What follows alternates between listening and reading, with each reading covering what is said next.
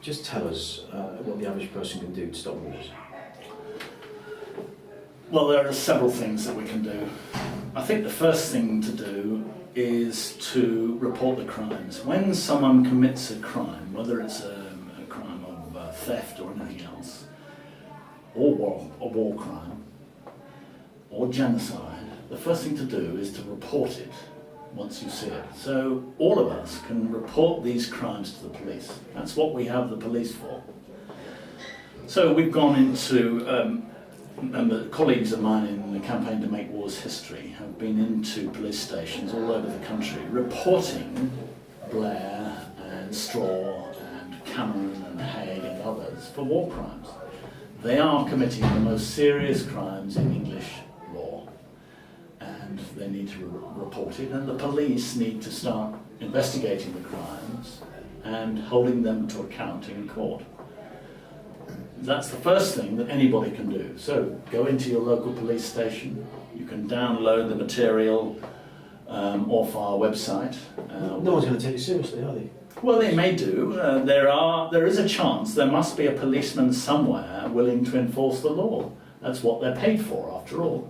And it is a crime under the law of England and Wales to commit genocide. Under the International Criminal Court Act 2001, Article 51, it is a crime to commit genocide, crimes against humanity and war crimes. If I did that quiz, who's going to take any notice? Well, hopefully, if you went into your police station and you said you want to report a crime, they will take down the details and get on with it. And if they don't, remind them that they have a duty. And what's going to happen after they've reported the crime? What will happen is, internally in the police make a note of it, they give a crime number, crime report number, and then they will get on to the relevant section within the police to investigate the crime. Now, which won't get investigated? Well, hang on. Remember that Scotland Yard has a War Crimes and Crimes Against Humanity unit. It is their job to investigate these crimes and to bring charges arrest and bring charges against the perpetrators. We have a unit paid every day to specifically look at war crimes and crimes against humanity. They're part of the anti-terrorist unit in Scotland Yard. So ideally, your local police station should contact them and say, we've had another report of war crimes, we're handing it over to you, will you please do something about it? And it is their job to do it. Now, I have been into Scotland Yard. We went in, we reported these crimes 2-3 years ago now, and we spent 15 hours handing over the detailed evidence of the crimes committed by Blair, Straw, Hume, Goldsmith, and our judges, and the Metropolitan Police Commissioner, and various others. Unfortunately, although the unit themselves were completely convinced eventually that crimes had taken place, and they passed it over to the Crown Prosecution Service to prepare charges, the machinations within the police service ensured that it was stopped from on top. The Surrey and Blair and others put a halt to the investigations. They had no right to do so. And by doing so, they themselves were supporting crimes of genocide in Iraq and Afghanistan and now Libya. So it is important to understand the process is there for enforcing the law, and that's what we need to do, is to use it. If it's there, we're paying for it, and it is their job to enforce the law. I know it is difficult to find any police officer or any Crown prosecutor or any judge in this country who is prepared to enforce the law. But that's what they're paid for, so we damn well got to get them to do it. Through taxes? Well, that's the second thing we can do, is to stop paying tax. Then we won't have the police? Well, if to enforce the law? It's not quite like that. It doesn't work like that. Basically what happens is that the money goes to Parliament. When Parliament raises taxes, it goes to Parliament, and Parliament hands it over to the government. The government decides how they're going to use it. And they are supposed to decide to use it lawfully. But whenever they do it unlawfully, then we have a duty not to pay it. So the second thing that we can do, having reported the crimes to the police, is to stop paying tax. And that's a very simple action, actually. You can stop paying income tax, write to your employer. There are letters on our website, and will be letters on the new Tax Rebellion website quite soon, showing people what to do and how to do it.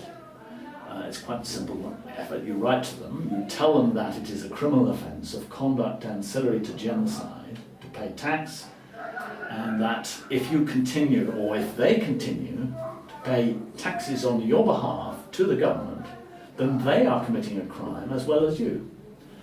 So it is about time that our company directors realise that every time they hand over PAYE payments to the government, they are committing a criminal offence of conduct ancillary to genocide. So we need to ensure that neither employers nor employees pay income tax, PAYE. There's also corporation taxes. So every pound of corporation tax paid to the British government since 2001 has been a criminal offence. It is the company directors of the companies that pay the money who are committing the criminal offences, and it's about time that they realised it. And so one of the things we can do, when you go into the police and report crimes, report the crime of conduct ancillary to genocide by the company directors of BAE in particular. And it's about time that they have to answer for what they've done in court. So, going back to the second thing, the tax rebellion is the single most important thing you can do. Every time you pay VAT, you are committing a crime of conduct ancillary to genocide. You are an accessory to murder. You are an accessory to crimes against humanity. So don't do it. When you go in and you're asked to pay VAT by a restaurant, whatever it is, you can pay their part of the bill for the service you've got, but refuse to pay the tax, the VAT part of it. And instead of handing that over to the government, you tell the restaurant or the shop or whatever it is, that it is a criminal offence to hand over that bit, the money they are raising on behalf of the government. And they must withhold it. And so don't pay it to them, and tell them to tell the Customs and Excise that you have refused, and if they want the money, to come back to you. Now, together in the tax rebellion, we will ensure that all of us get together and refuse to pay tax. And we will, if you are ever taken to court, we will make sure that you have a full defence.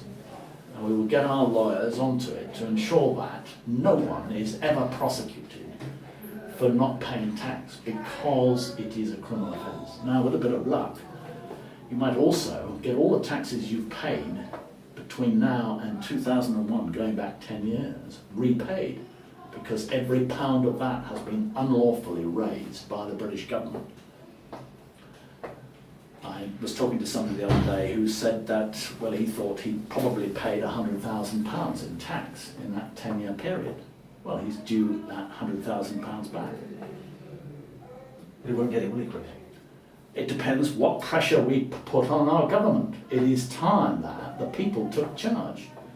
They are committing the crimes, they are continuing to murder children, and if you have any faith and any urge to stop the killing, then I suggest that you work together with other ordinary people to say enough's enough, you're not having another penny of our money until you act lawfully. Chris, apart from reporting the crime, apart from the tax reasons that you gave, what else? There's two other main things that we can do. The first thing is the political action. The problem we've got in this country is that our MPs are endorsing and supporting these wars. They should be opposing them, but they don't. They're all in favour of them. So each of us has an MP, And I suggest that anybody can go and talk to their MP and ask them, why are they supporting the genocide of the Afghan and Libyan people? They know it's a crime to kill children. Why on earth are they supporting it? And put the pressure on your MP. If they continue to commit these crimes, you need to remind them that they are committing crimes and that you will report them to the police for committing the worst crimes in English law. So go to your MP, force them to stop. The last thing is really a general education thing. The media have been appalling for the last 10 years about informing people about the truth. All we need to know is what the law actually says, not what the government says it says, but what it actually says. So that example from the United Nations Charter is fundamental. If it says not involving the use of armed force, it means not involving the use of armed force. Now, I don't think there is a single person in this country who has really studied what the law says. So get the word out about the law, about what the UN Charter actually says, what Chapter 7 actually says, and what the Kellogg Pact actually says, what the Geneva Conventions actually say, and what the Rome Statute of the International Criminal Court says. Once people know what the law is, then they might start to uphold it. So that's the really important thing, is let everybody know what is the law, what is the truth about the legality or the illegality of warfare. Okay? Chris, thank you very much. All right, thanks for all. Fantastic.